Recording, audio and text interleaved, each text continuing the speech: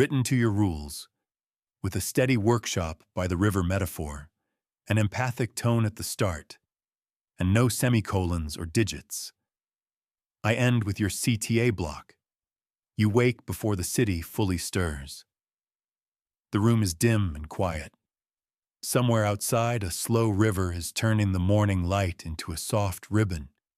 You sit at a plain table that holds a few honest tools, a cup, a pen, a small stack of pages, the weight of your own breath. There is a question resting here with you. How do you become the greatest one in your field without losing yourself? How do you keep the warmth of your life while you sharpen your craft? You have carried work and family and duty long enough to know that slogans fade. What you need now is a way that feels human and still delivers. Good morning, everyone. Today we step into the workshop by the river. This is a place where work is simple and honest. You will not be asked to pretend. You will not be asked to start over from nothing. You will be asked to begin right where you are, to make one clear move, to pause, to learn, and to make the next move with a little more wisdom. The river is feedback. The bench is your daily practice. The tools are your attention, your standards, and your willingness to adjust. You do not need louder effort. You need cleaner loops. We start with compassion. You have lived through seasons of pressure, careers that shifted under your feet, promises that did not match reality. It is natural to feel tired of advice. In this workshop, we honor that feeling. We use it as fuel for a gentler, more effective path. You will name your work in plain words. You will narrow your focus so progress feels real. You will take small steps that touch real life, not just ideas. After each step, you will pause. You will look. You will listen to the river, and you will adjust. This is not theory. This is a rhythm you can keep even on a hard week. As the chapters unfold, the tone will flex with you. We begin with empathy so trust can grow. We move into clear guidance so you can act. We will invite courage at the end of each chapter with a micro action you can do today. Along the way, we keep the metaphor steady. One workshop, one river, one pair of hands that learns to cut straighter with every pass. You will redefine your field so it fits your strengths. You will keep the river close so learning never stops. By the end, you will hold both firmness and hope, enough to launch again with confidence. Because this is serious, let me pause. Before the day rushes in, take a moment to like the video and subscribe, only if you truly enjoy what I am doing here. And in the comments, write your location, your time zone, and the time right now, this morning. Now open the curtains and let the light in. Pour a glass of water. Maybe brew a coffee or tea. Set your phone to Do Not Disturb and take one deep breath. Let us begin our journey this morning. Chapter 1. The Workshop by the River. You wake before the sky is fully bright and the room is still. The air is quiet enough that you can hear a slow river in the distance.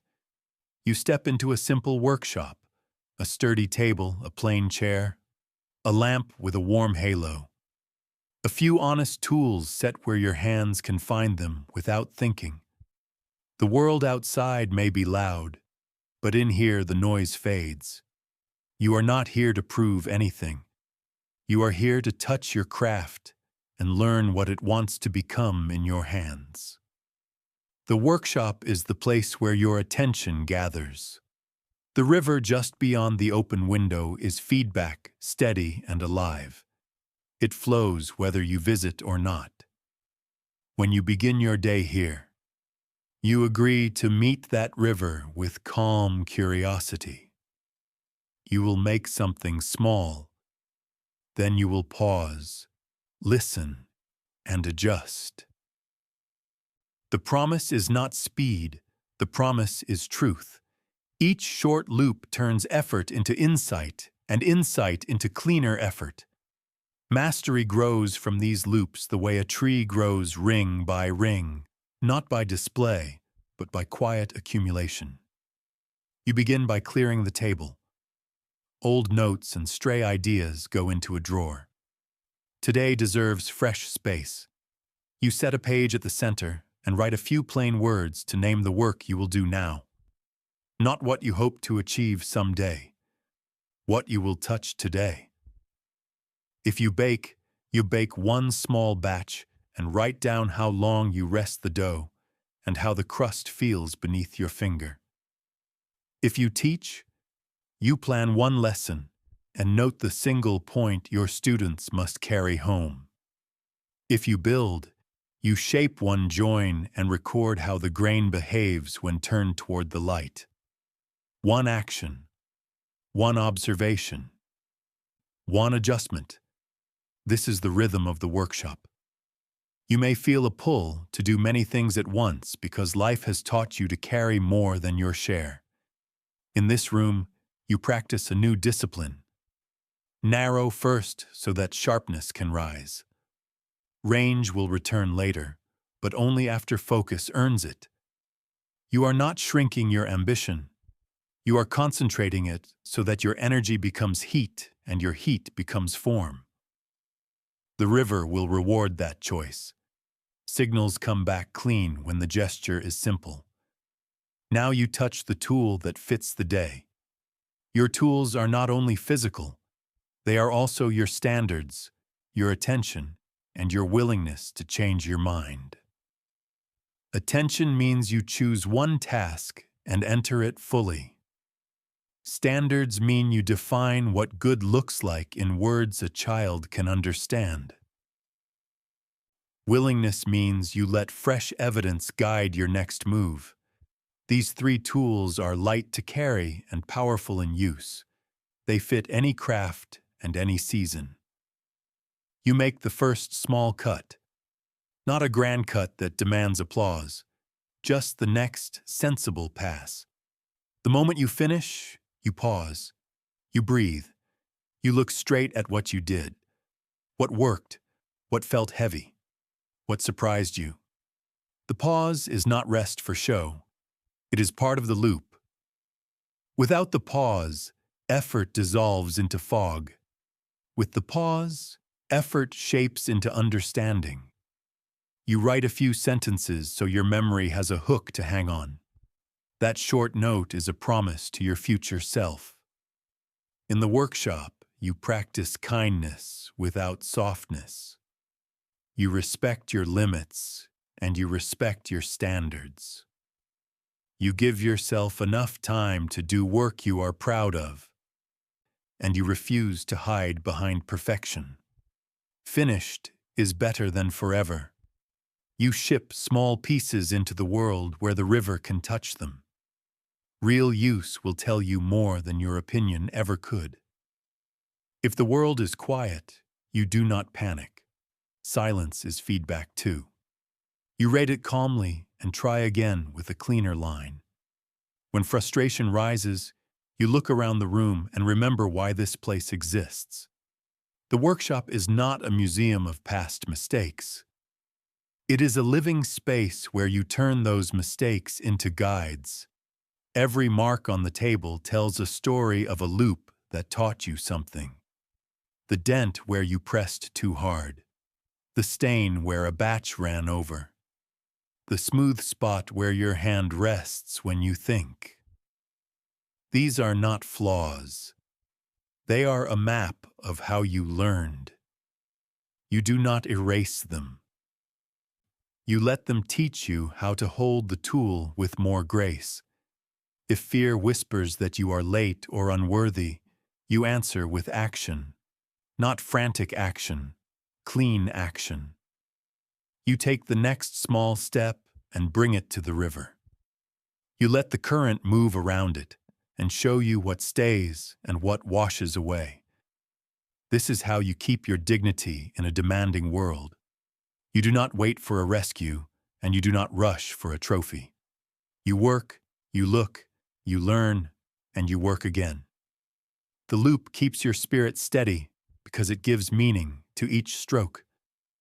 As the morning deepens, you practice a short ritual that keeps you honest. You name one thing to remove, one thing to keep, and one thing to try. Removal is respect for clarity. Keeping is respect for strength. Trying is respect for growth. The workshop grows simpler as your output grows stronger. You feel a quiet pride that does not need to be seen to be real. This pride is the energy you bring back to your family and your team. It is the proof that devotion and sanity can live in the same day. To honor the age and experience you carry, you let the work meet your life. You do not chase trends. You focus on moves that help real people in real moments. If you write, you craft a page that solves a problem one reader has today. If you sell, you design an offer that eases one clear pain. If you manage, you shape a meeting that ends with a decision everyone understands. You do not need giant gestures to feel momentum. You need contact with reality and a loop that converts contact into progress. When the workshop air grows warm, you step to the window and listen to the river. You can hear layers in the current. A low hum from deep water, a bright chatter along the stones, a quiet space in between where you can set your breath. Feedback is like that. Some signals are honest and slow. Some are flashy and loud. Some are subtle and true when you are patient. Your skill is to tell which is which and to respond without drama. This is how you protect your energy. You answer signal. You let noise pass. Before you close the day, you write a small plan for your next visit. You note the step you will take first, the measure that will tell you if it worked, and the thing you will remove if it does not. Planning this way lets you start strong tomorrow without searching. It also calms your mind so you can rejoin your life with presence. The workshop is not an escape from responsibility. It is a well that fills your capacity to meet responsibility with clarity and care. Here is your micro action for today. Choose one task that fits on a single page. Do it in one short session. When you finish, write what you tried, what happened, and what you will change next time. Put that note where you will see it when you return. That is all. One loop, one lesson. One small improvement you can feel in your hands. As the light fades, you tidy the table. The tools rest where they belong. The page sits at the center with fresh notes. The river keeps moving, steady and unbothered. You feel the calm of having done the next right thing. This is how mastery begins for people who have lived enough to know that grand plans are fragile. Small, honest loops are tough. They bend and they hold. You step to the door and look back once. The room is simple, but it carries weight now. It feels like a place you can trust. It feels like a place that will meet you as you are and still pull you toward better. You reach for the lamp and let the glow ease down. The night air touches your face. The river breathes. A clear thought settles inside you like a line on fresh wood. In the morning, you will draw it. In the morning, you will make the first narrow mark that gives the whole day direction. Chapter 2. Draw the first line. The day begins with a clear question. What exactly will you make today? Not someday, not when everything settles, today. You stand at the bench and breathe until the noise in your head drops to a steady hum. The river outside is moving like always. It does not rush you, yet it does not wait. You pick up a pencil and draw a simple line. This line is a boundary and a promise. It says you will do a small piece of real work that can meet the world and bring back a signal. Clarity starts with limits. You define what you make, who it is for, and the small rules you will honor while you make it. Spoken in plain words, the plan sounds almost ordinary. That is the point. Ordinary moves are the ones you can repeat when life is full and the calendar is tight.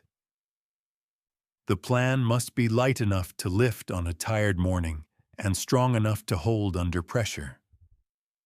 You choose one format you can sustain, a short session that ends with a note to your future self. You write what worked, what did not, and what to try next. You narrow on purpose. Narrow does not mean timid. Narrow means focused power. A magnifying glass can turn sunlight into heat because it gives light a shape. Your craft becomes sharp when you draw a boundary that blocks distraction and lets a single beam pass through. You do not shrink your ambition, you refine it. You decide on a circle of work small enough to finish and big enough to matter. From inside that circle, you can gain momentum that a wider plan would never allow. Now you choose a cadence. A cadence is a rhythm you can keep even when the day goes sideways. It might be one small delivery each weekday, or a modest block of deep work in the morning, or a brief session after dinner when the house is quiet. The exact shape does not matter. What matters is that it repeats. Repetition builds trust with yourself. Trust reduces friction. Reduced friction saves energy for the hard part, the part where you must look at the thing you made and tell the truth. You do not chase hard for the feeling of busy. You make contact with reality. Contact is the only teacher that does not lie. A lesson plan must meet a student. A loaf must meet a mouth. A policy must meet a team. An offer must meet a buyer. When contact happens, the river speaks. Sometimes it praises. Sometimes it is silent. Sometimes it pushes back. Your job is not to react with drama. Your job is to read the current and decide the next small cut.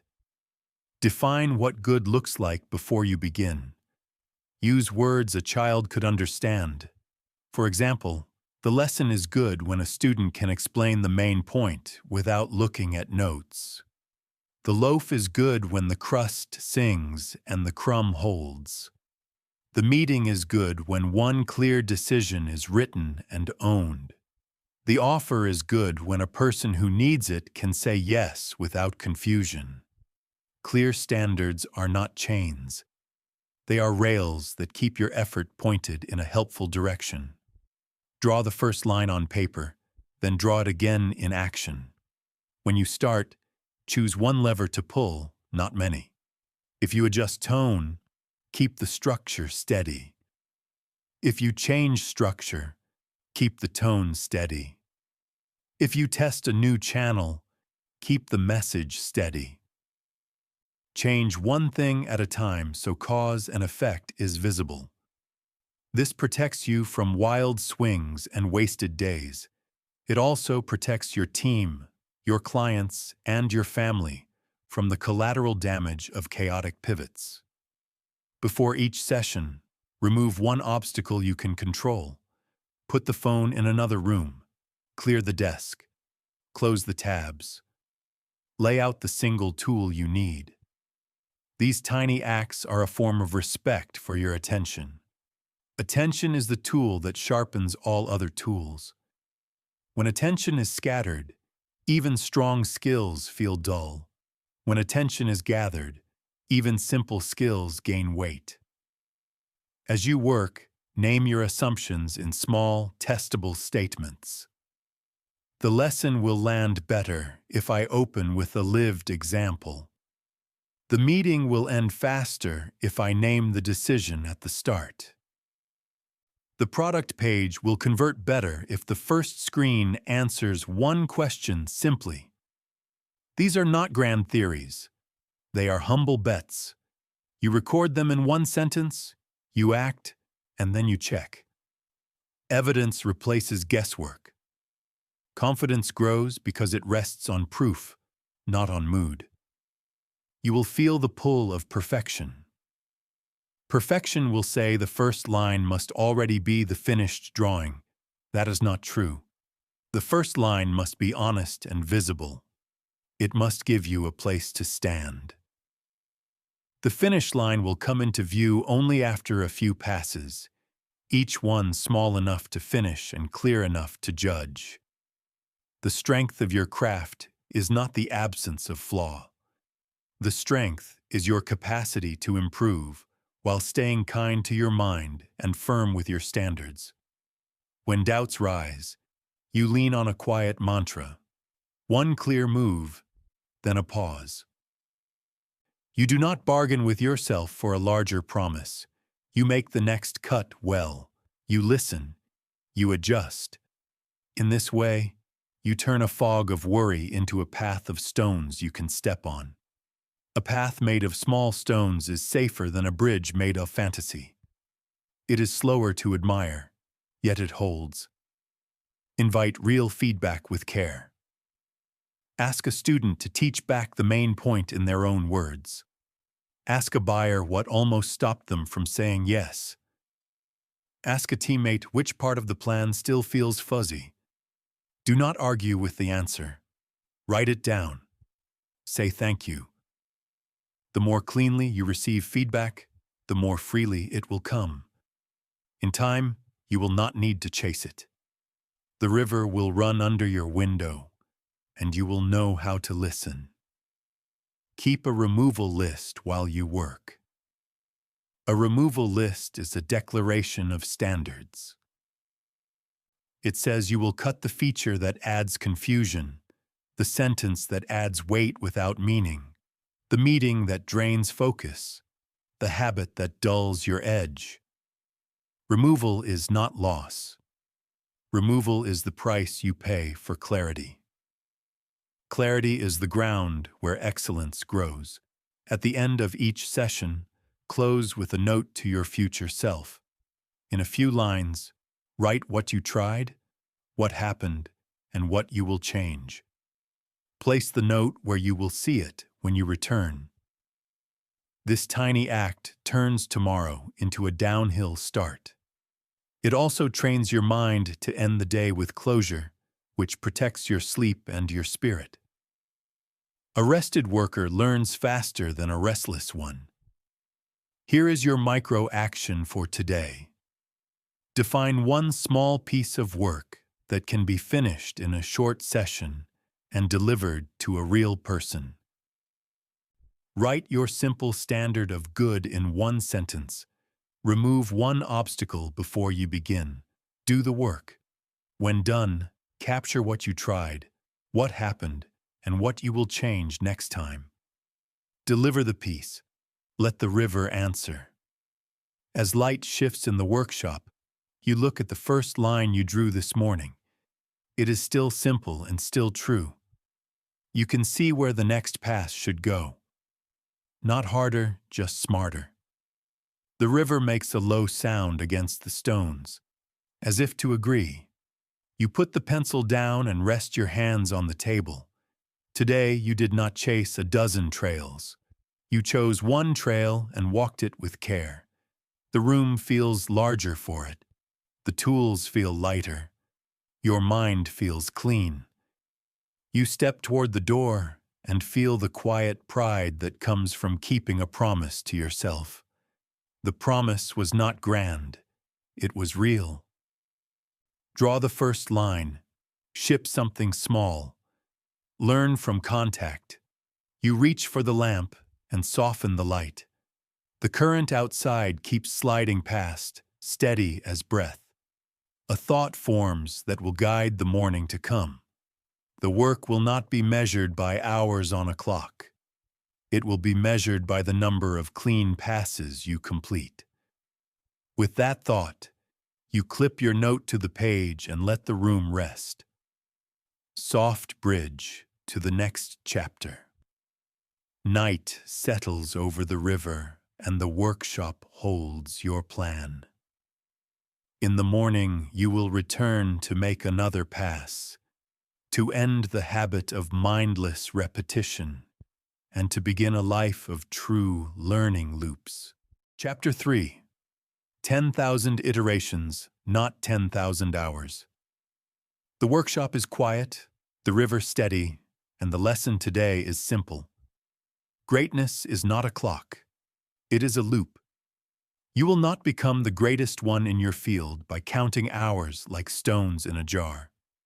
You will become the greatest by completing clean learning cycles that turn effort into evidence and evidence into better effort. Think of the loop as your main tool. It is portable, it fits any craft, and it never grows dull if you use it with care. You begin by naming the loop in plain words. Do the work, pause, reflect, adjust, do it again. That is the whole engine. Yet the power lies in how short you keep the cycle and how clearly you observe it. Long, blurry cycles hide the truth. Short, sharp cycles reveal it. A short loop means a small slice of work that you can touch, test, and judge today. It means the pause is real, not a passing thought while your hand keeps moving. It means reflection is written, not just felt, so your future self can read the trail you left. Repetition is not the same as iteration.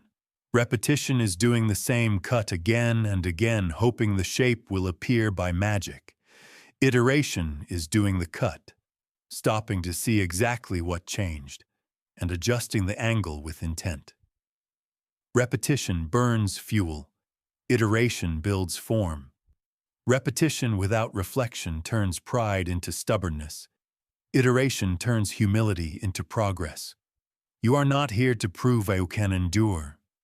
You are here to learn faster than yesterday. To make the loop real, you define a unit of work that can cross the river and bring back a signal. If you teach, one clear lesson objective. If you lead, one decision made and recorded. If you design, one small draft that a real person can try. If you sell, one conversation that ends with a clean yes or no. A loop is only a loop when contact happens. Contact with reality is the hinge that turns motion into learning. Now you set a cadence for loops. A loop per day is a strong start. Some days you will complete more, but you do not chase quantity at the cost of clarity. Each loop must end with a pause long enough to see. You take a breath, you look at the work, and you ask 3 questions. What did I try? What happened? What will I change? You answer in a few lines. You are not writing a report. You are pinning the truth where you will see it tomorrow. Useful failure is a friend in this chapter. A failed result that answers your 3 questions is a win because it narrows the path with certainty. A pretty success that teaches nothing is a delay dressed in bright colors. You treat failure as tuition that you choose to collect. You paid the time either way. With the loop, you at least get the lesson. The loop also protects your spirit. When a cut goes wrong, you do not attack your identity. You adjust your process. You are learning a skill, not arguing a verdict on your worth. To keep learning clean, you change one variable at a time. If you alter the opening of your lesson, keep the exercise the same. If you tune the headline, keep the price the same. If you modify the follow-up, keep the offer the same. Isolating a factor is not academic fuss. It is respect for your future clarity. When you see a result, you want to know why. One change, one read, one decision, then another loop. Measurement in the loop is humble and local. You pick a few marks that match your goal and your season. For a teacher, a single sentence a student can speak back in their own words. For a baker, a crust that crackles and a crumb that holds. For a manager, one decision written with an owner and a date. For a freelancer, one lead that moves forward without confusion. You do not drown in dashboards. You watch the few stones that tell you where the current truly runs. Energy is part of the loop. You honor it. You schedule loops where your attention is strongest, and you keep them short enough that you can end clean. A clean end is a gift to tomorrow. You leave a note that says where to start, what to watch, and what you plan to cut if results disagree. Ending clean also respects the rest of your life. You can close the door, rejoin your people, and carry a steady presence because the workshop has a plan waiting. When the day is heavy, you shrink the loop instead of skipping it. A small loop done today beats a grand plan delayed to never. You are training reliability, not theater. Reliability compounds. Each honest loop adds a ring to your craft the way a tree adds a ring to its trunk. The rings do not shout, yet they hold the weight of storms. You also create seasons inside the loop. A season of exploration where you try gentle variations and learn the lay of the land. A season of exploitation where you double down on what works and raise your standard. A season of maintenance where you keep quality steady while life asks more of you elsewhere. Seasons are not excuses. They are structure. They keep you from demanding the same pace from yourself when the river is low and when it is in full flood. Feedback in the loop has layers. Some signals are loud and shallow. Some are quiet and deep. You learn to listen for both. Loud praise can help morale, but may not teach you what to fix. Quiet friction often points to the cut you must make next. You seek honest contact with people who used your work in real moments. You ask short questions that invite clear answers. You thank them. You write what you learned. You choose one change. Then you run the next loop. There is a danger in loops if you forget the flag across the river. Loops without direction can tighten into circles. You avoid that trap by glancing at your flag at the start and end of each day. Your flag is the outcome that still moves you when motivation is thin. With the flag in view, the loop becomes a straight path made of short steps. You feel meaning even in small iterations because each one leans toward that distant shore. Hold your standards with warmth and firmness. Warmth keeps you from collapsing when a loop disappoints. Firmness keeps you from lowering the bar to feel better. You can be kind to yourself and still insist on clear work. The loop is your partner in this balance. It turns criticism into a next step and praise into a baseline to protect. A brief word about tools. Fancy tools do not make a loop. A loop makes a tool useful. If a tool helps you pause and reflect, keep it. If a tool adds friction without learning, remove it. You might use a simple notebook, a single sheet with your 3 questions, or a small card on your desk. The object matters less than the habit. The habit matters because it protects your attention and records the truth. Here is your micro action for today. Choose one piece of work that fits into a short session and that will touch a real person. Before you begin, write a one-sentence standard of good in child's simple words. Name one variable you will change. Run the work. Then pause for a few lines. What did you try? What happened? What will you change? Make one decision for the next loop. Place the note where you will see it in the morning. That is one iteration.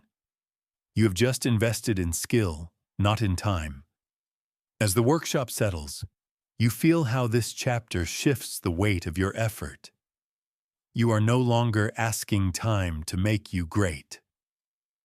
You are asking evidence to shape you into someone who deserves the word.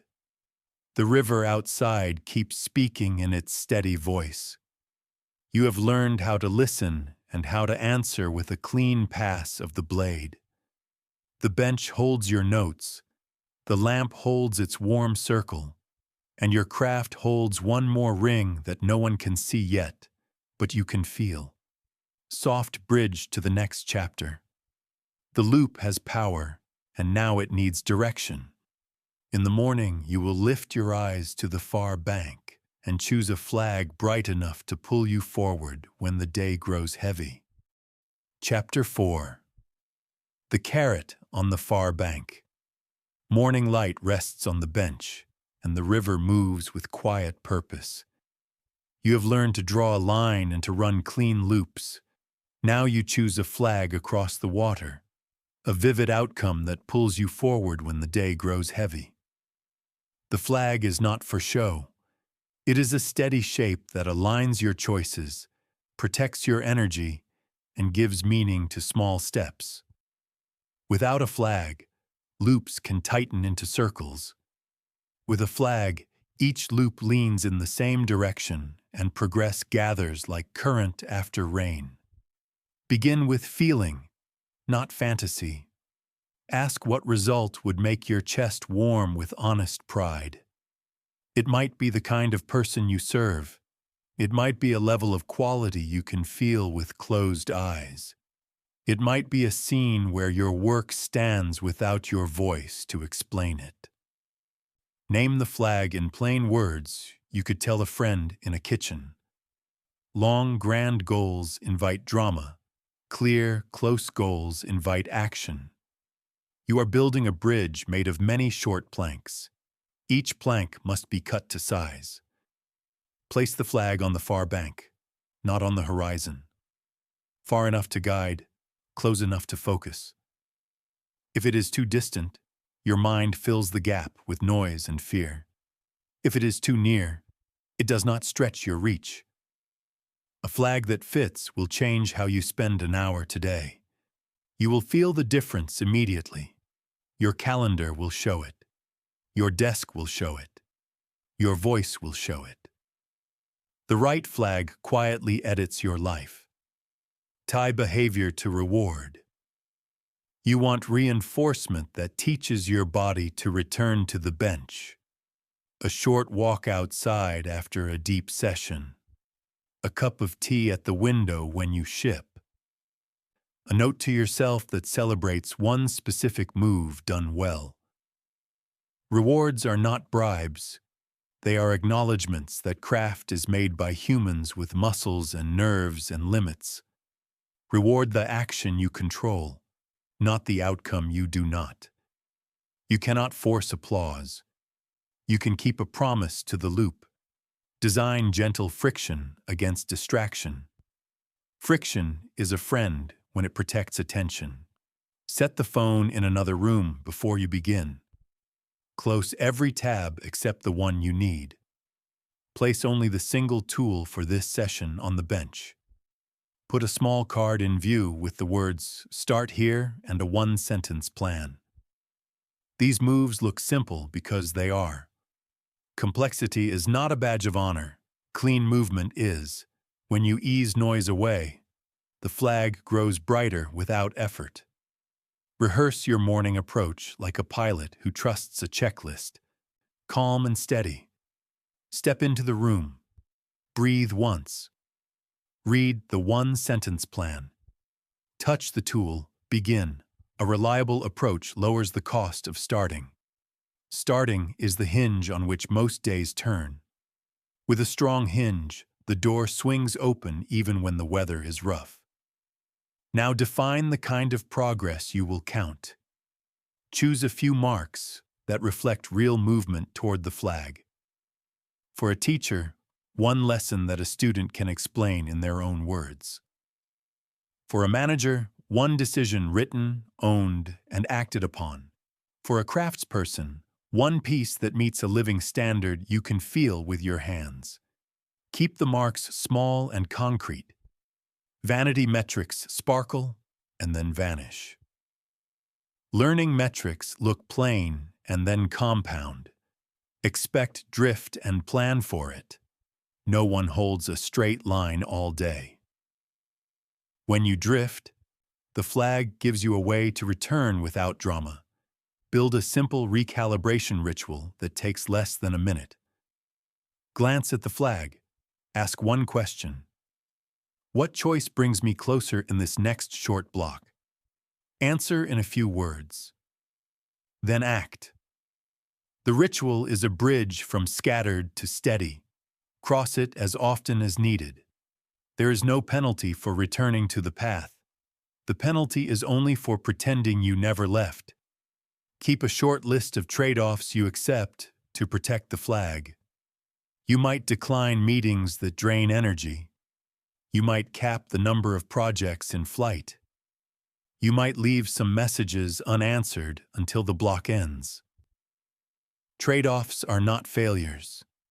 They are the cost of doing work that matters. Write them down once, and let the list carry the weight of the decision, so you do not argue with yourself every hour. Invite meaning into the flag. Meaning is not a slogan.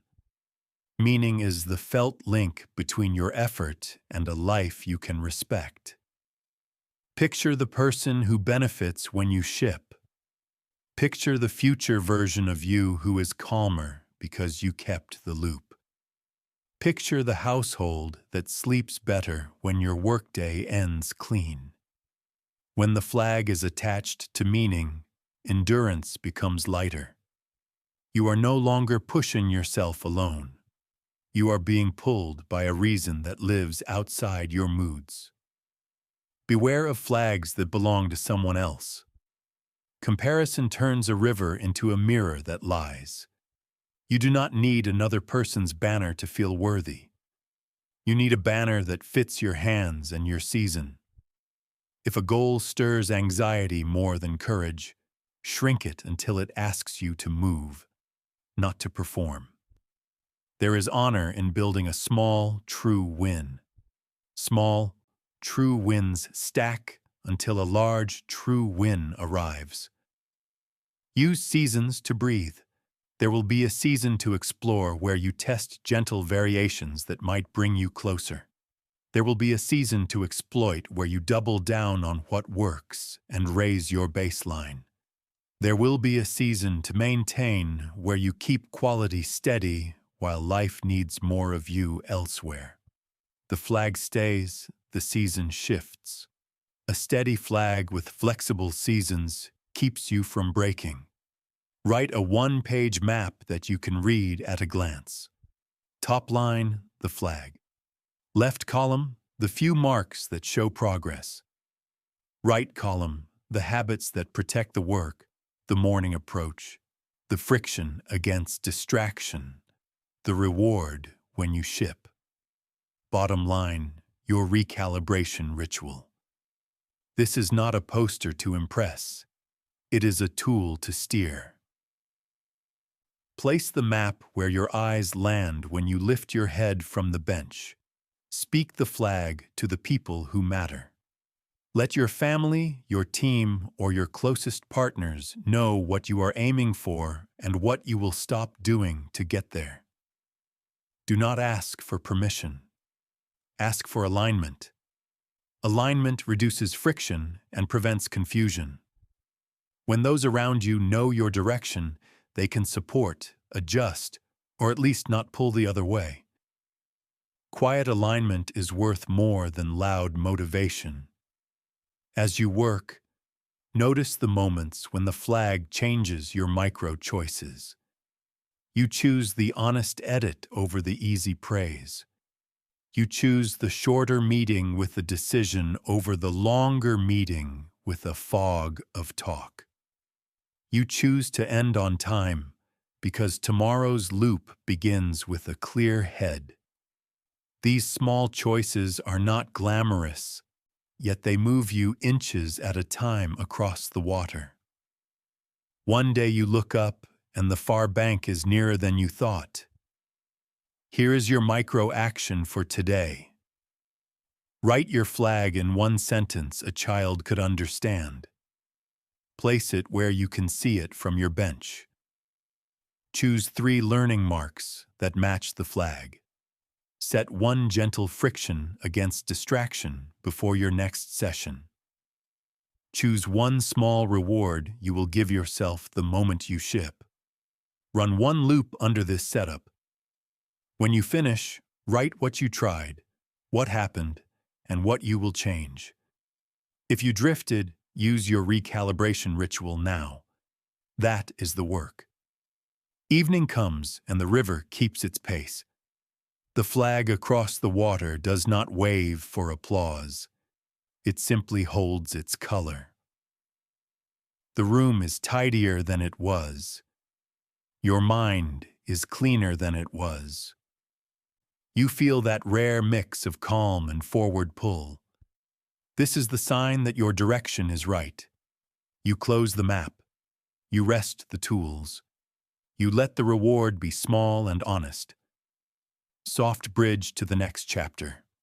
With direction set, you will learn to read the water itself, to separate signal from noise, and to act with calm speed when the current speaks. In the morning, you will return to the bench and practice selection with a steady hand.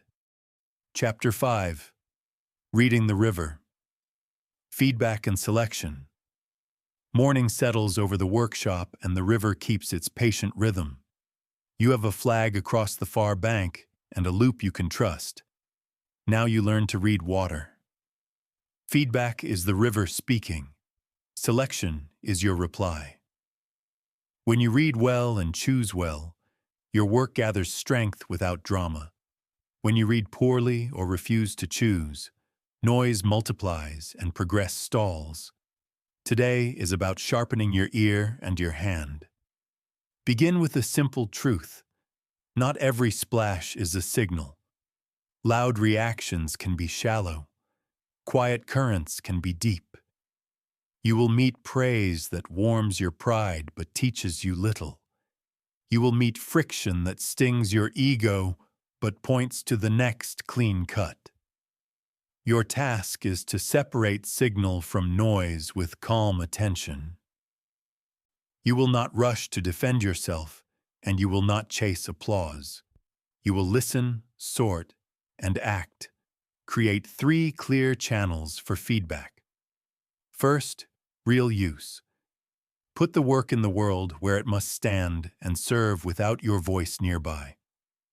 Second, targeted questions. Ask short, specific questions that invite honest answers. Third, observation. Watch how people actually move, choose, and pause when your work is in their hands. These channels are not heavy systems. They are habits that keep the river close to your bench. Real use comes first, because reality is the best teacher. If you teach, let a student explain the main point in their own words. If you lead, watch whether the decision you wrote is carried out without confusion.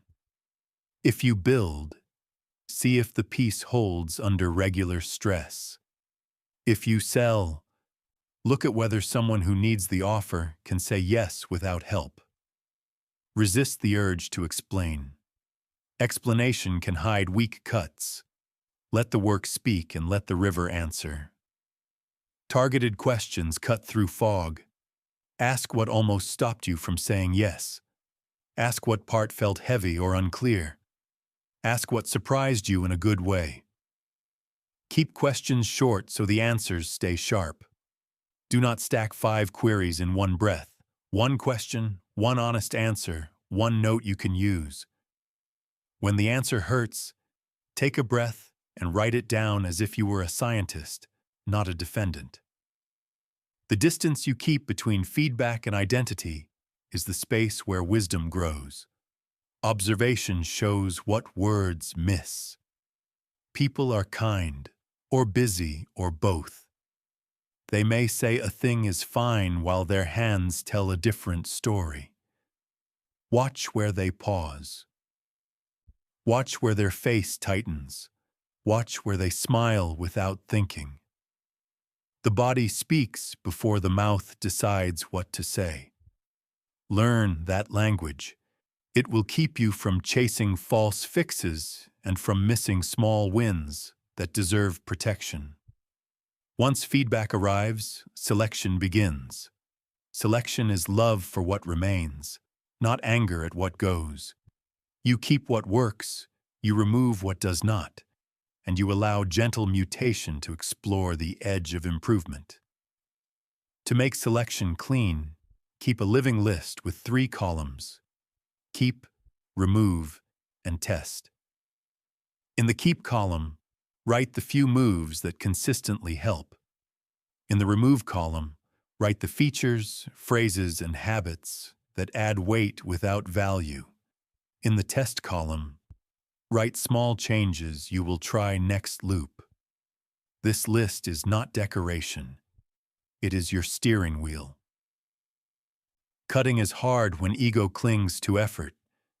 You worked for those lines. You stayed late for that feature. You made a promise to deliver a certain shape. Still, if the river shows no need for it, you cut. Cutting now is cheaper than carrying dead weight through weeks and months. You are not losing the past. You are buying the future. Removal is a gift of clarity to your next session and to everyone who will meet your work. At the same time, protect what works with care. Good moves can be fragile early on. They need consistency to harden into your standard. When something works, ask why it works and write the reason in one sentence. Name the conditions that must be present. Make the move repeatable by turning it into a small checklist you can follow even on a tired day. Guard it from creeping complexity that would dilute its strength. Now address false signals. They come in many costumes. A random spike that looks like progress but came from luck. A single loud complaint that demands a rebuild when a small fix would do. A personal bias that hides inside a confident tone. Protect yourself with 3 safeguards. First, sample size. Look for patterns across several cases before you overhaul a piece. Second, baseline. Compare against your recent average so you know if a change truly moved the needle. Third, time. Let a result settle for a short season before you treat it as law. These safeguards keep you steady when the river splashes against the rocks. Build a simple scoring pass to keep selection honest. For each item you review, ask 3 simple questions. Did it help the person we serve? Did it move us toward the flag? Did it reduce confusion or effort? If you cannot say yes to at least 2, the item goes to remove or test. This pass is not a court. It is a lens. It keeps emotion from driving the knife. Remember that feedback has layers. The first layer is what people say. The second is what they do. The third is what outcomes change after they use your work for a while. Do not rush to chase the first layer if the second and third layers disagree. Hold your nerve. Sometimes a cut that feels odd at first becomes a standard once people see its power. Other times, a change that wins quick applause fades when it meets real life. Layered listening helps you hold course. Use small tests to explore, not giant bets that gamble your stability. A small test isolates one factor and runs for a short time. You track a few learning marks, you write what you saw, and you decide. Keep, remove, or spin a new test. The speed of your tests is less important than the clarity of your reads. Fast and fuzzy is worse than steady and clear. Your craft is a long river. You are building banks that will hold. Energy management is part of reading and choosing. Tired minds hear noise as signal and overreact. Schedule selection when your attention is strong. Keep sessions short enough that your patience stays gentle. End with a note that points to the first cut you will review next time. This protects both your decisions and your mood. Calm selection today prevents a spiral tomorrow. Invite a small council for tough calls. 2 or 3 voices you trust, not a crowd. Share the work, the feedback, and the question you are trying to answer. Ask for clear reasons, not just preferences. Thank them and decide. A council is not a vote. It is a mirror that helps you see your blind side. Choose people who care about the flag and who are brave enough to tell you what they see. Here is your micro action for today. Take one piece of work that has met real use this week. Collect 3 signals. 1 from what people said, 1 from what they did, 1 from what changed afterward. Write each in 1 line. Decide 1 keep, 1 remove, and 1 test for the next loop.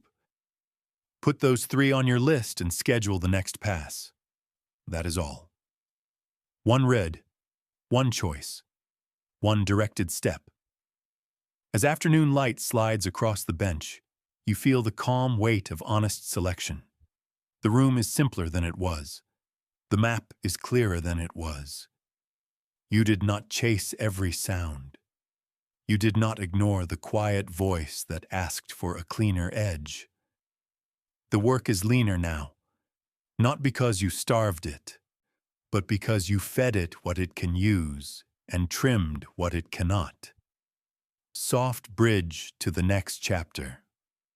With your ear trained and your hand steady, you will turn feedback into small explanations you can test. In the morning, you will write simple conjectures, invite critique without fear, and let evidence guide the next lift of the blade. Chapter 6. Conjecture and Critique in Everyday Work. Morning lifts a thin haze off the river, and the workshop feels awake. Today, you learn to turn feedback into simple explanations that you can test. You already know how to draw a clear line, run a clean loop, set a steady flag, and read the water. Now you will write what you believe in simple words, expose it to reality, and accept what returns without drama. This is conjecture and critique in daily work. It is the part of mastery that looks quiet from the outside and moves mountains inside your craft. Begin with a calm truth. Every change you make carries an explanation, even if you never say it out loud. Better to say it.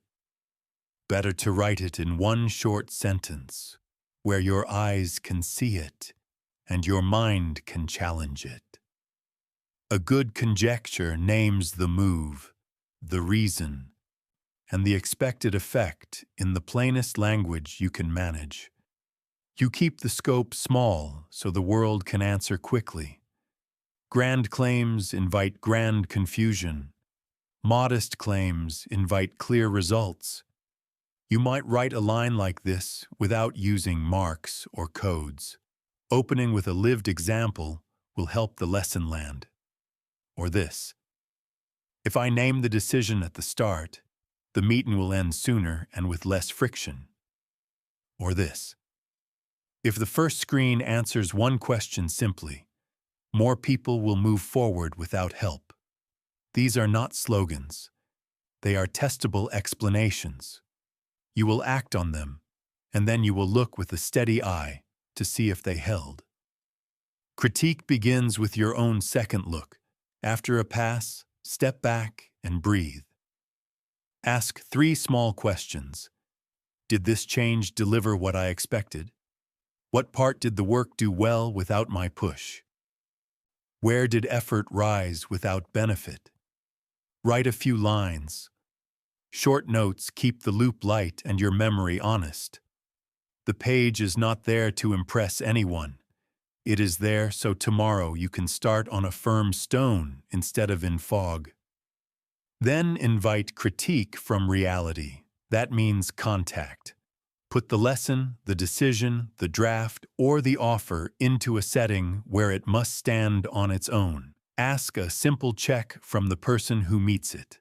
What almost stopped you? What felt easy? What still feels heavy? Let the answers come in their own words.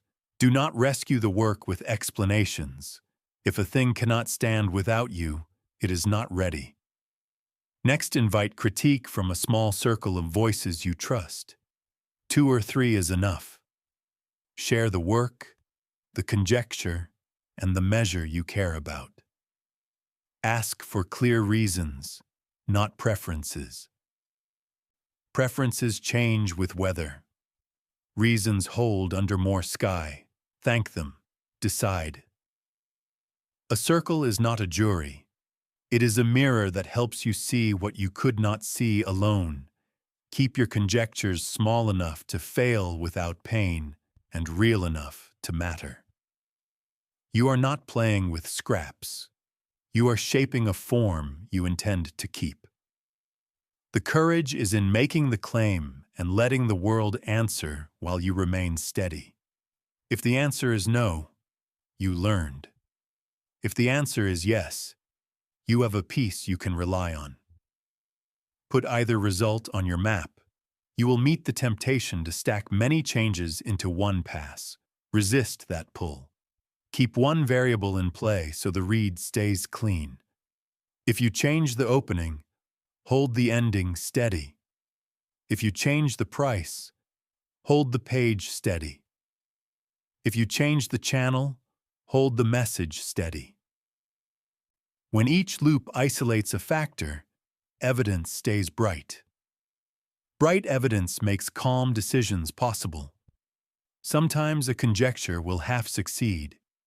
It will fix one friction and reveal another. That does not mean it failed. It means you found the next edge. Write the new explanation and run the next pass. This is how a rough idea becomes a durable principle. It survives critique by changing shape until form and function agree. You need guardrails to keep critique healthy. First, separate ego from evidence. You are not on trial. Your move is under light. Second, set simple baselines so you know if you truly moved the needle. Third, respect the season you are in. When life pulls hard outside the workshop, choose tests that are small and gentle rather than grand and brittle. The craft must fit a human life to last. Record the principles that survive repeated critique. Give each principle a short name and a sentence that states when it applies. Keep the list small. These are living tools, not museum pieces. Use them often. If a principle stops working, write a new conjecture about why and test again. In this way, your craft builds a backbone that bends without breaking. Learn the difference between kind skepticism and harsh doubt. Kind skepticism asks for evidence with a calm tone and an open mind. Harsh doubt shuts the door before the test begins. You need the first to grow. You do not need the second for anything. When an inner voice turns mean, return to the loop. One clear move, then a pause. The loop turns noise into a step you can take. Language matters here. Speak your conjectures in words that a young person could understand. Speak your critique to yourself with the respect you would offer a close friend.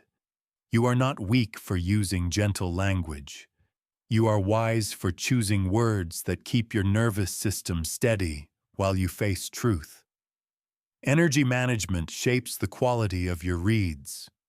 Schedule conjecture and critique when your attention is strongest.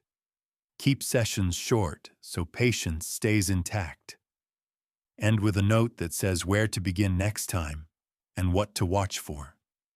This habit turns tomorrow into a clean approach instead of a cold start. Protect the space between attempts. Some insights arrive only after a walk, a meal, a quiet chore, or a night of sleep. Rest is not the enemy of progress. Rest is part of the method. The river keeps moving while you breathe. Often the current clears silt that vision alone could not settle. When your work touches people, remember that critique is a gift you must earn. Make it easy to give. Ask clear questions. Receive answers without argument. Act on what you can.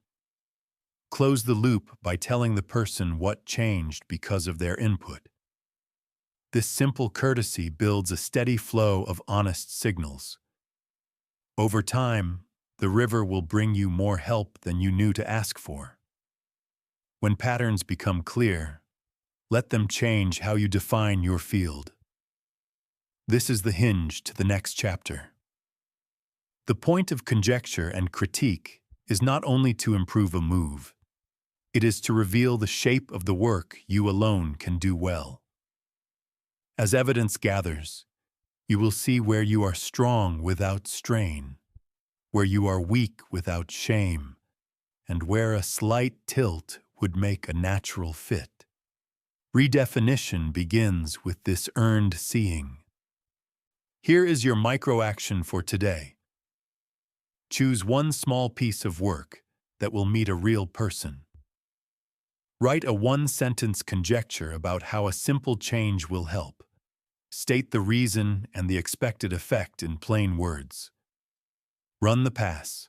Ask one targeted question. Watch one real behavior. Measure one small mark that matches your flag. Then write what held, what did not, and what you will change next time. Place that note where you will see it in the morning. Now close the session with a gentle inventory. One thing to keep because it worked. One thing to remove because it added weight with no value. One thing to test next because it might open the path. This three-part finish gives tomorrow a downhill start and protects your sleep from spinning. As afternoon leans toward evening, the workshop holds a new calm. Your page carries short sentences that tell the truth. Your mind feels lighter because the burden of guesswork is smaller. You did not posture. You tested. You did not defend. You learned. The river makes a low sound, and the bench waits for the next pass. You have the beginnings of a library, not of clever phrases, but of proven moves. Soft bridge to the next chapter. With explanations tested and principles forming, you are ready to reshape the boundaries of your field so they match the work only you can do well. In the morning, you will redraw the map, narrow where sharpness is needed, fuse where uniqueness lives, and name your craft in words that finally fit. Chapter 7. Redefine until true. Dawn brushes the river with a pale line, and the workshop holds its steady hush. You have learned to run clean loops, to set a flag that pulls you forward, and to read the water with a calm eye. Now you face a deeper task. You will redraw the boundaries of your field so they match the work only you can do well. Redefinition is not a trick of labels. It is honest mapping after you have walked the ground. You will shrink where sharpness is needed, fuse where uniqueness is born, and tilt the angle so your strengths sit in the center while your weaknesses are buffered by design. Begin with a quiet survey. Lay your notes on the bench. In one small stack, place the moves that held under critique again and again. In another stack, place the moves that worked only with strain. In a third stack, place the moves that never stood on their own. Look at the first stack until a pattern rises. Ask what these moves have in common. Maybe they require a particular rhythm that suits your mind. Maybe they serve a certain kind of person you understand without effort. Maybe they demand a level of detail that your hands love.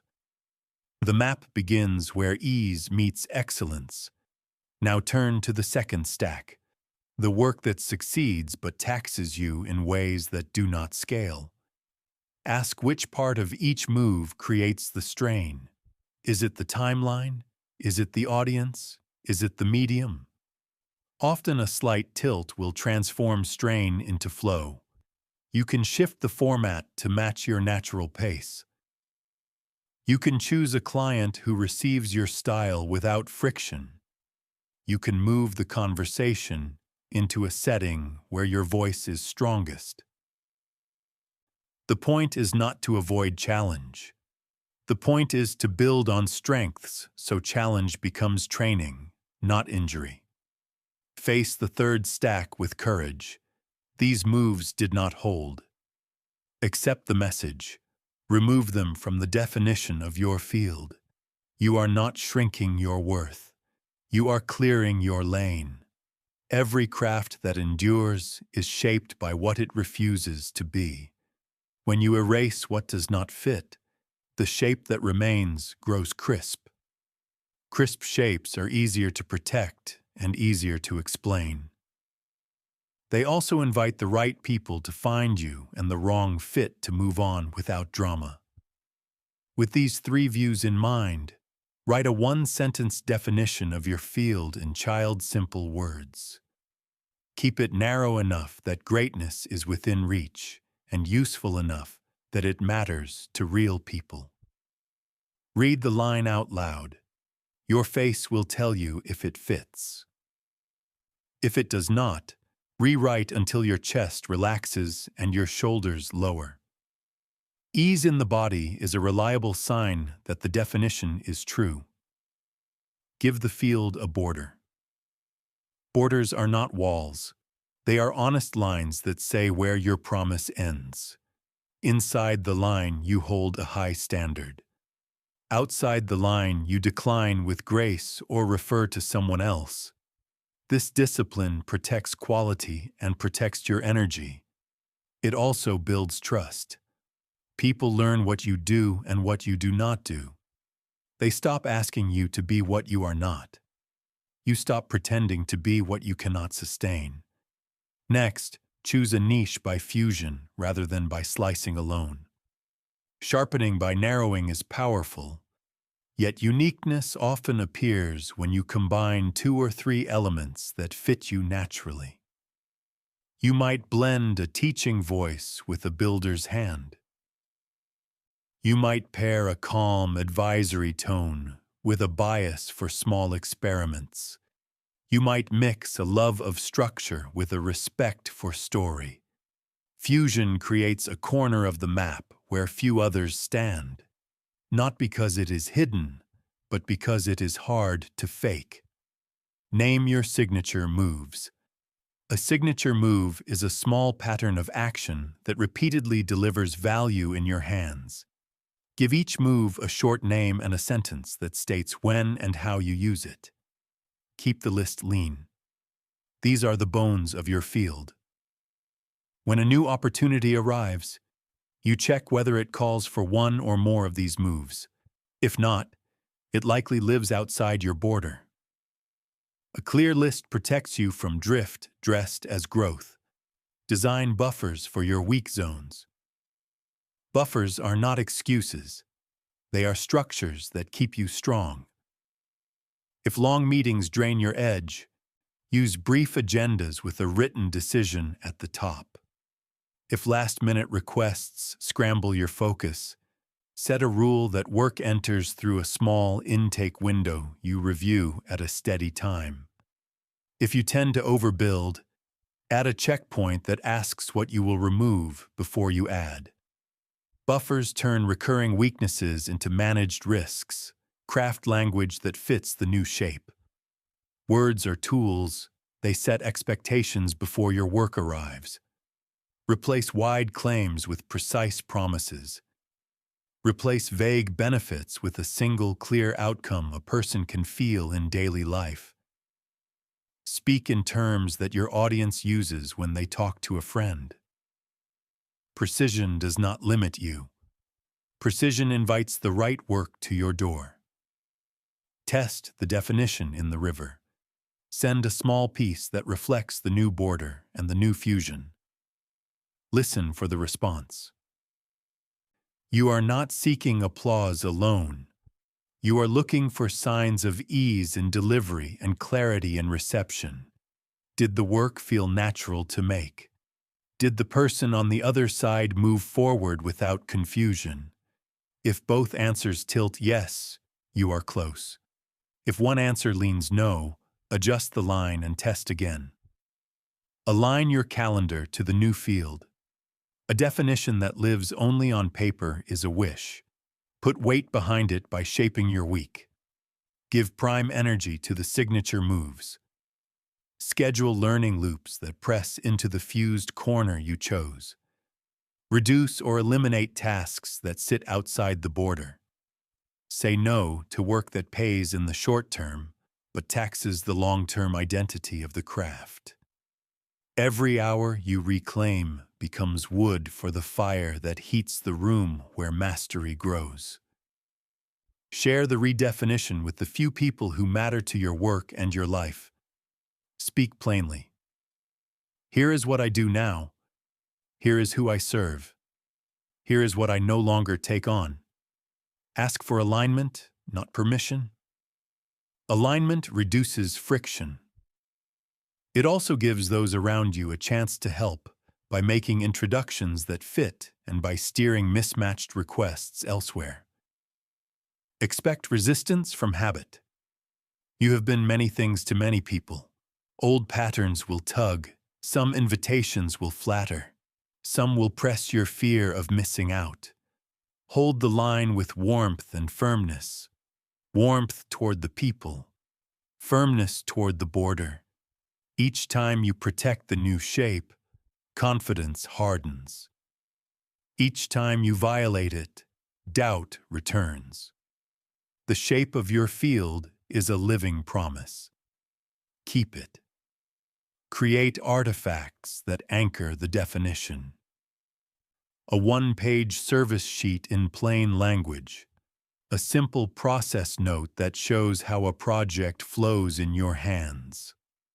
A short story that illustrates the kind of problem you solve and the moment of relief your work delivers.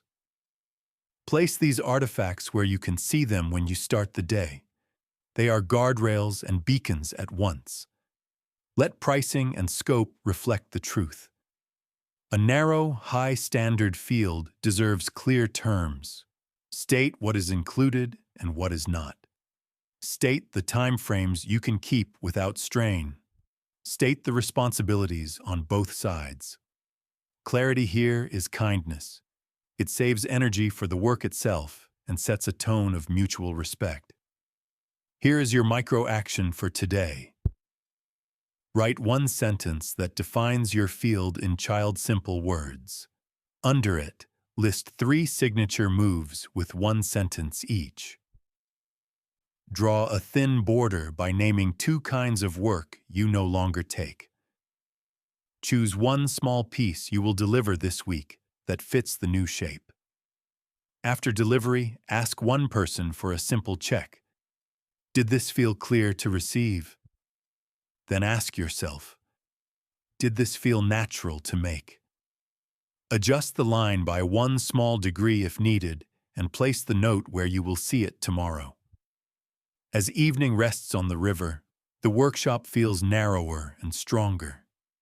The room is the same size, yet the center is heavier with meaning. You have not made yourself smaller. You have made yourself sharper. The flag across the water has the same color, yet it seems closer because the path no longer wanders. You gather the pages and feel a steady pride that does not need to shout. This is the power of a map drawn from evidence and from a life you can carry.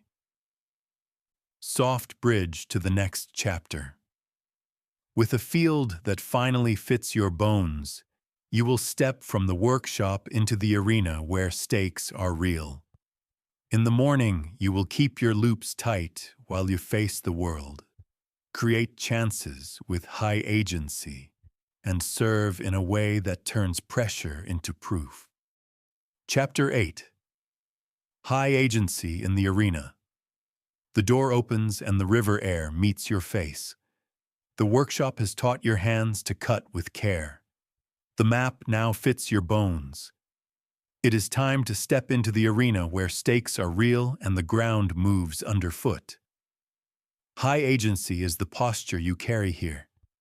It means you create chances, you choose constraints, you keep your word, and you recover fast. You do not wait for perfect conditions. You work with the conditions you have, and you bend them toward your flag. Begin with a simple rule: ship to strangers. Not only to friends who know your intent, not only to peers who admire the craft, but to real people who will use the work in their day without your explanation in the room. Shipping is a promise to reality. It trades comfort for clarity. The moment the work leaves your hands, the arena answers in its own voice. Sometimes it is applause. Sometimes it is silence. Sometimes it is pushback that stings. Your job is the same in all cases. Read the water. Decide the next cut. Move. Choose constraints that force clarity. A clear deadline with a scope you can keep. A simple brief that names the outcome in child-simple words. A single channel where you show up with consistency. Constraints are not chains. They are rails that keep you from drifting into endless options. When you pick the rails, you move faster and you arrive steadier. The arena respects those who respect limits. Price with courage and kindness. Courage because your work has a cost and a value, and you honor both. Kindness because you speak terms that are plain and fair. Say what is included and what is not. Say when you will deliver and what you need to deliver well. Say when the other side must decide. This clarity prevents resentment and protects energy for the work. It also trains you to hold your ground without heat. Learn to say no with grace. A request can be flattering and still be wrong for your field. A project can pay today and still tax the identity you are building for tomorrow. You can decline without drama. Thank the person. State the fit issue in one line. Refer them if you can. Return to your flag. Every honest no strengthens the yes that is waiting. Drift looks like generosity in the moment and feels like regret at the season's end. Hold your promises like a craftsman holds a level. If you said you would ship by a day, ship by that day. If conditions change, communicate early, propose a new plan, and keep the new promise. Reliability is not glamorous, yet it compounds into trust that opens doors you could never kick down. In the arena, reputation travels faster than you do. Let it carry the truth that you are steady, expect silence, and do not break. The marketplace is busy. People miss messages. Teams stall. Buyers pause. Silence is not a verdict on your worth. It is a gap. You bridge it with a calm follow-up, a clear next step, or a clean handoff. Then you return to the bench and run the next loop. High agency means you do not hand your mood to outside noise. Read rejection without self-harm. A no can teach as much as a yes when you ask the right question. Thank the person and ask one short thing. What almost made this a yes? Or this? What would need to change for this to be useful? Write the answer. Remove defensiveness like you would remove a dull edge. Then run a test that honors the lesson without bending your field out of shape. Negotiate as a builder, not a brawler. Seek terms that let the work succeed. Shorten scope if time is tight. Extend time if quality must rise. Add a review point if risk is unclear. You are not fighting to win points. You are shaping conditions where the piece can stand when it meets the river. A fair deal is one both sides can keep without strain. That is the only kind worth signing. Keep your loop tight in public. Do not wait months to correct a small issue that surfaced today. Issue a tiny fix. Acknowledge it. Move on. Do not hide a useful improvement until some grand reveal. Ship the better version and let people feel the difference. The arena rewards those who improve while staying in motion. Choose allies who raise the bar. Work with people who love the standard more than they love comfort. Partners who tell you the truth before the world does. Clients who value clarity more than flattery. Mentors who ask for evidence and cheer when you produce it. A small circle of strong ties will do more for your arc than a large crowd of faint connections. The river runs deepest where the banks are close. Measure what matters for decisions, not for status. A teacher can track the number of students who can explain the main point in their own words. A manager can track the number of decisions written with an owner and a date. A maker can track the number of pieces that meet a living standard by touch. Status numbers glitter and then fade. Decision numbers look plain and then guide your hand when doubt is loud. Protect your attention in the arena. The outside world is designed to pull it apart. You guard it with simple moves. A clear start ritual, a phone in another room, a list with the next 3 stones you will step on and nothing else. Attention is oxygen for high agency. Without it, even good plans suffocate. With it, even modest plans breathe and grow. Practice recovery as a skill. You will make a cut that misses. You will trust someone who drops the ball. You will misread the current and lean the wrong way. Recovery begins the moment you see it. Name the miss. Fix the damage you can. Extract the lesson. Return to the loop. Do not make your identity the scene of the accident. Make your process the place of repair. Hold a short daily stand in the arena.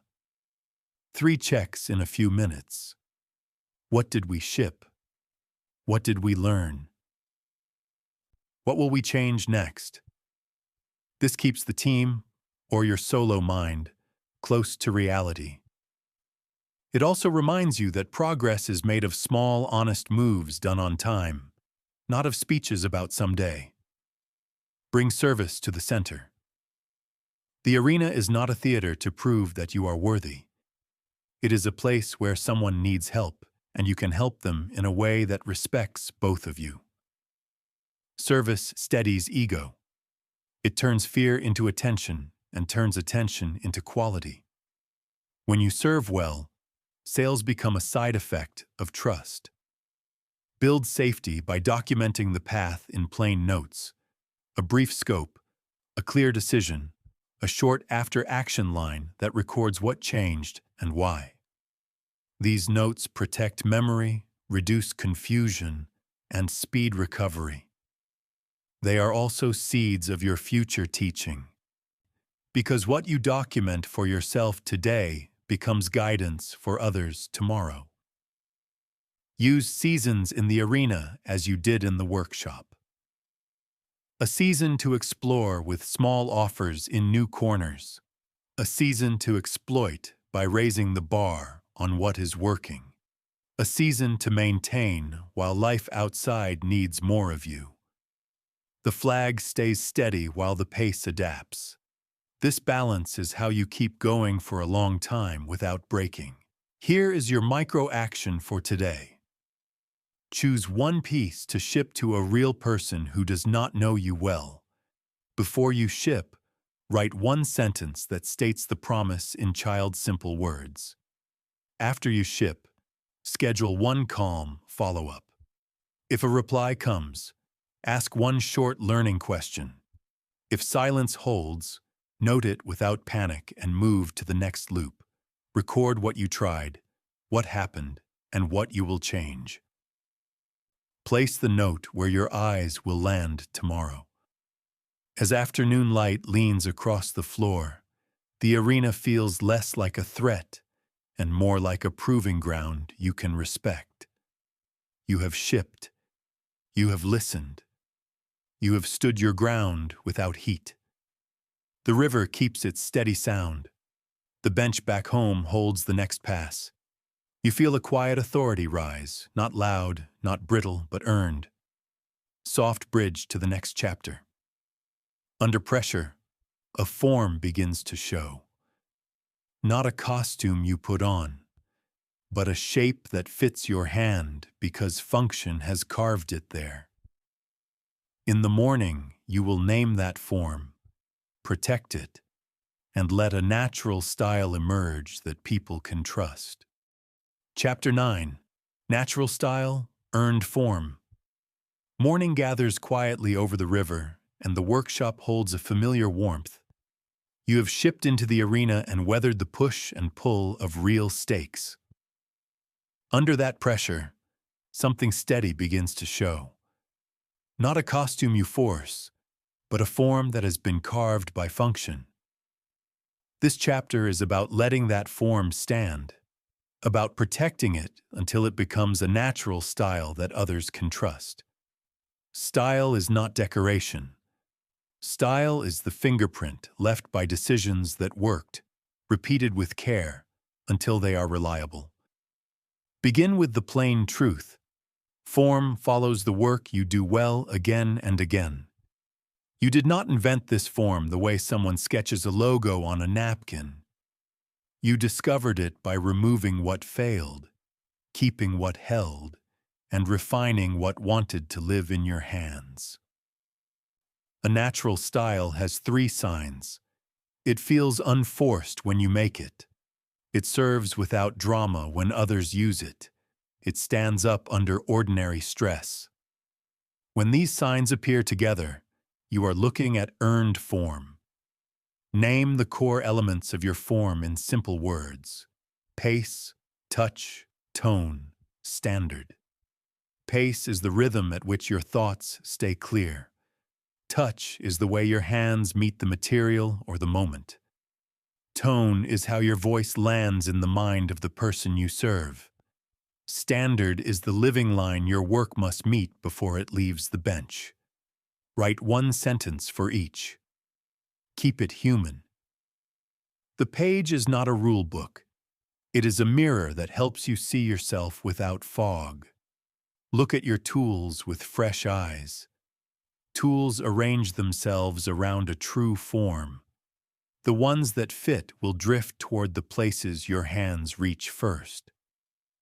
The ones that fight will hide at the edge of the table and gather dust. Listen to that quiet rearrangement. Move the tools that match your form within easy touch. Remove the tools that tempt you into looks you do not need. The workshop becomes cleaner as the style becomes clearer. Guard against costume thinking. Costume thinking asks what will impress. Form asks what will serve. Costume thinking reaches for tricks and flourishes. Form returns to the move that has earned its place. You can appreciate beauty without chasing vanity. Beauty that lasts is the residue of sound choices repeated over time. If a flourish does not make the work stronger in the hands of the person you serve, it is noise. Cut it and let silence do the work. Now consider the promise you make to the world. Consistency is kindness. A natural style teaches people what to expect. When expectations and delivery match, trust grows. Trust shortens the distance between your bench and their life. They stop bracing for surprises that waste their energy. You stop spending energy explaining yourself. This is not rigidity. This is reliability. Reliability is the foundation of creative courage because it buys you room to take smart risks without breaking faith. Risk still has a seat in this room. A living form must breathe.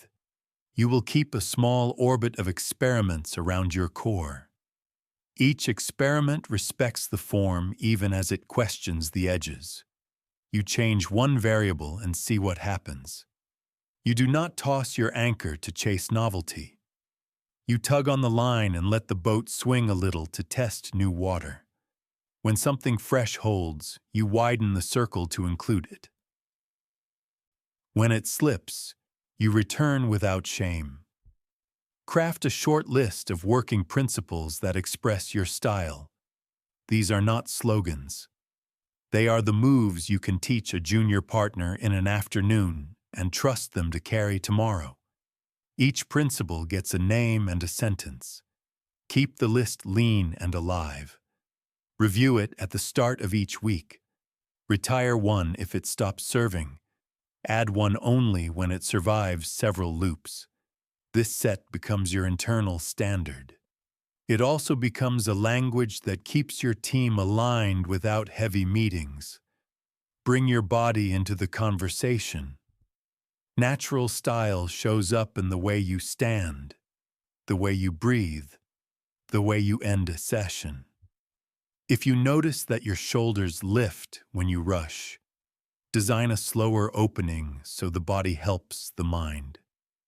If you notice that your jaw tightens near the finish, create a small ritual that releases tension before you ship. The craft is not only a battle of ideas, it is a conversation with your nervous system. A steady body supports a steady form. Protect the edges of your style from drift. Drift often arrives disguised as kindness or ambition. A client asks for a shape that does not fit your form. A trend asks you to chase a look that is not yours. A busy season tempts you to drop the pause that makes your work clean. Hold the line with warmth and firmness. You can be generous without losing your shape. You can grow without borrowing a costume that will not hold. Teach your style in small, concrete ways. Show, then name. Put the person beside you at the bench. Let them watch one full loop. Then speak the idea in simple words. This is how we start. This is what good looks like. This is where we pause. This is how we close. Teaching your form strengthens your memory of it. It also makes the style less fragile because more hands can carry it. Let your communication reflect your form. If your style is calm and candid, write in calm and candid lines. If your style values clean decisions, send short notes that record a choice, an owner, and a next step. If your style honors the human on the other side, speak in the language they use at a kitchen table. Words are part of the work. They should sound like the thing you make.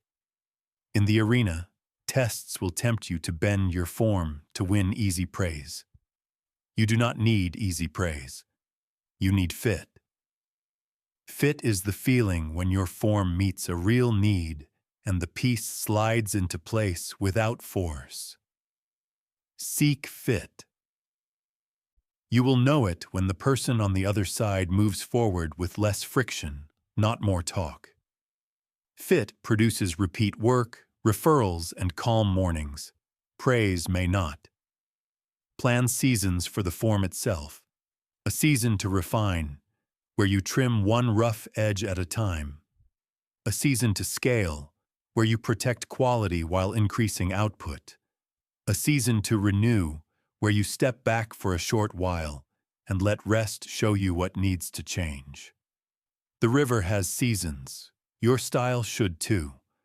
A form that never rests grows brittle. A form that never scales stays private when it could be useful to more people.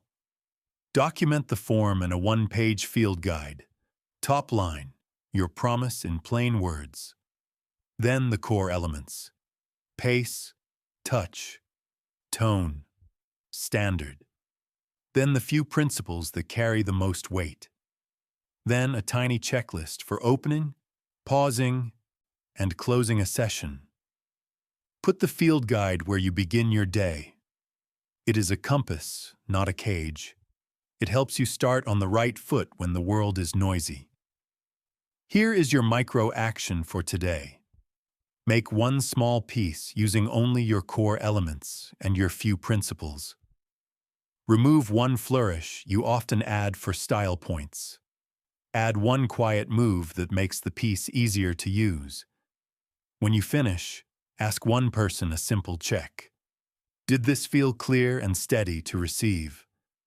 Write what you tried, what happened, and what you will change next time. Place the note where you will see it in the morning. As afternoon slides toward evening, you notice the room feels lighter. The tools rest where your hands expect them. The map on the wall has fewer arrows and more clean lines. The work on the bench looks like it belongs here. That feeling of belonging is the sign that your form is true. It was not forced. It was formed by service, by evidence, and by the patience to let usefulness shape the look. You step to the window and watch the river change color as the light turns. You feel gratitude for the hard days that carved away what could not last. You feel respect for the quiet days that taught you to keep going without fanfare. You feel ready for a larger test, not because you crave a stage, but because your form is strong enough to meet a bigger piece of water without cracking. Soft bridge to the next chapter. The form is steady and the style is trusted. Now you will let the world meet it at scale. In the morning, you will launch again. Listen harder and keep the river close so each larger loop makes the work truer rather than louder. Chapter 10. Launch, learn, and keep the river close. Dawn stretches a pale ribbon across the river, and the workshop hums with a steady quiet. Your form is earned, your style is natural, your field fits your bones. It is time to launch again, not as an ending, but as the opening of wider loops. Launching does not mean shouting. It means letting the work leave the bench and meet more lives, then listening hard enough to learn without losing yourself. Begin with a simple map for release. State the promise in simple words, so a person can decide without strain. Set the first mileposts you will watch, not vanity marks, but signs that the work is doing its job. Name the first small improvements you will attempt once the world answers. This map turns a launch from a cliff jump into a firm step off a known ledge. You are not gambling. You are widening the river you already know how to read. Prepare your body and your calendar for the lift. Many launches fail not because the work is weak, but because the worker arrives tired, scattered, or alone. Protect a calm morning to ship. Keep the team small and clear. Make sure the notes are ready, the decision path is short, and the next loop is already sketched. Tension that comes from growth is useful. Tension that comes from chaos is waste. You can feel the difference in your chest. Choose the first and remove the second. Ship in clean stages. First to a quiet corner where risk is low and feedback is honest. Then to a wider circle that reflects the people you serve. Then to the open water. Each stage has one short purpose. Confirm that the promise is understood. Confirm that the peace stands under ordinary stress.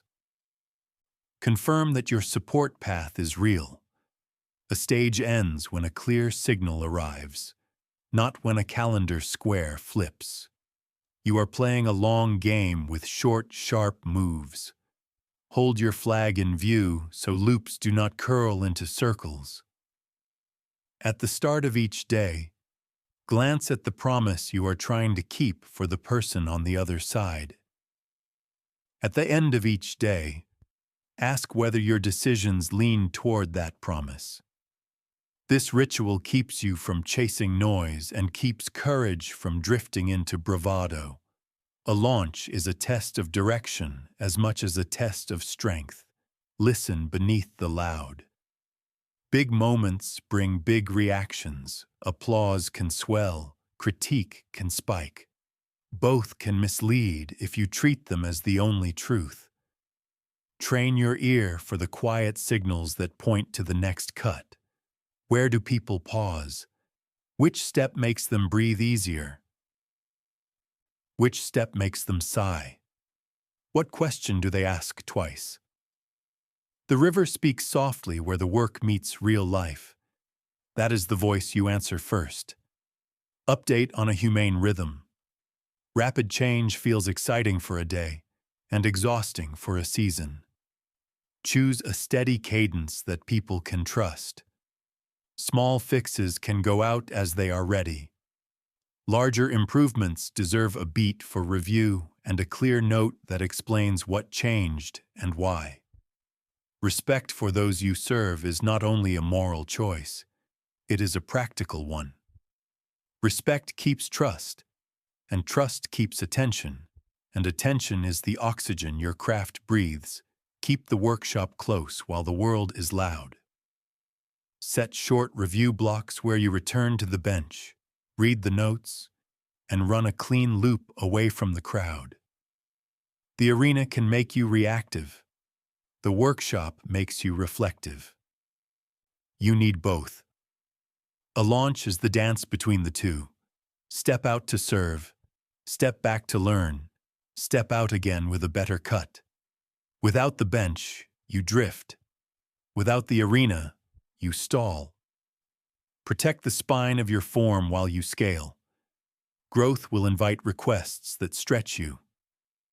Some are healthy. They ask you to do more of what you do best. Others are seductive. They lure you into shapes that do not fit. Use your field guide to check fit.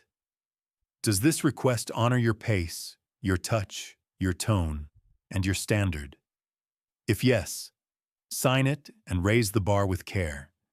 If no, decline with warmth and keep the river close to your door. Scaling the wrong shape is how good work becomes brittle. Build simple support paths that match your style. Clear instructions for common questions. A short way to reach a human when a moment is heavy. A tiny library of how-to notes written in the language your people use.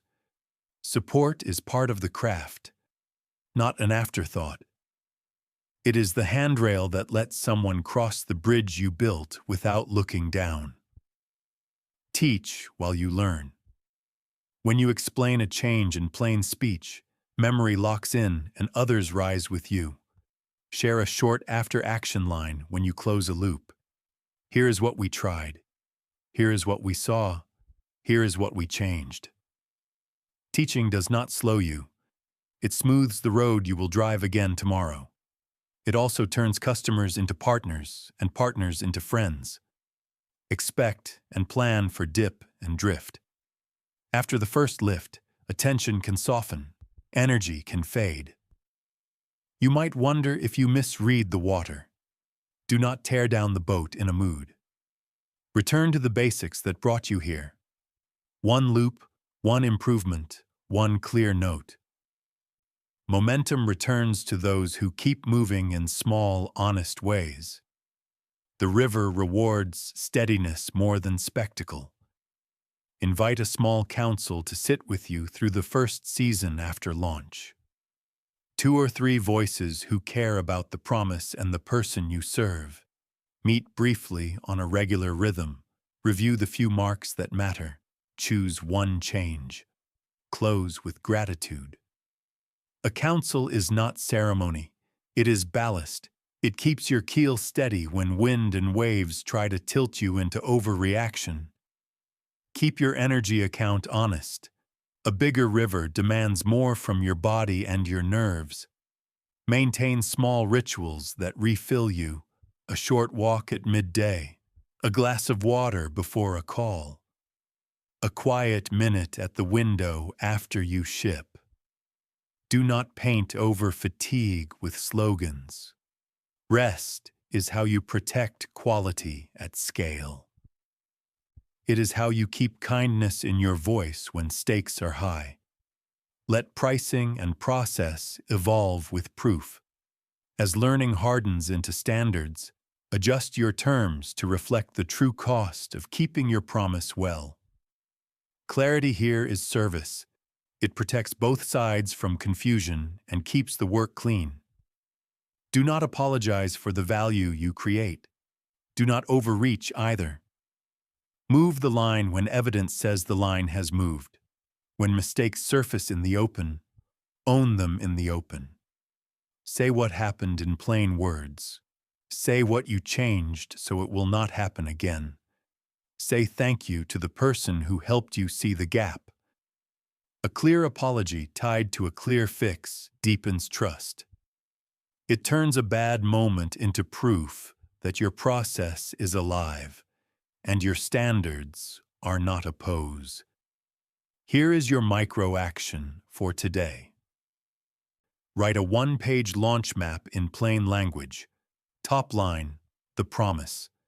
Middle lines, the few learning marks you will watch. Next, the first 3 improvements you will attempt once signals arrive. A small note on your support path. A short cadence for updates. End with the time for your next bench review. Place the page where you will see it tomorrow. Ship one small piece under this map. When you finish, capture what you tried, what happened, and what you will change next. As evening leans across the floor, you feel a calm mix of pride and readiness. The room is not louder than it was, it is clearer. The flag across the far bank holds its color. The river keeps speaking in its steady voice. You know how to answer now. You know how to keep the loops short, how to hear quiet truth beneath loud noise, how to remove what drags and protect what serves. You close the lamp and stand in the doorway for a moment. The workshop has not made you less human to make you more effective. It has made you more human and therefore more effective. Your craft did not swallow your life. It gave your life a cleaner edge and a warmer core. You are not waiting for rescue. You are not begging the clock. You are not seeking a costume. You are showing up with the form you earned, a style you can carry, and a river you will keep close as long as you make anything at all. Soft bridge out of the book. Tomorrow the current may shift and the banks may change. You will still have your bench, your tools, and the loop that brought you here. You will still have a promise you can speak in simple words and a hand that knows how to make the next clean pass. The river moves on, you move with it. By now you carry a living method you can keep. You know how to draw a clear line, run short learning loops, and hold a flag that pulls you forward on heavy days. You can read feedback like a river, separate signal from noise, and choose with a steady hand. You write small explanations in plain words, invite honest critique, and let evidence harden into principles. Your field now fits your bones. You step into the arena with high agency.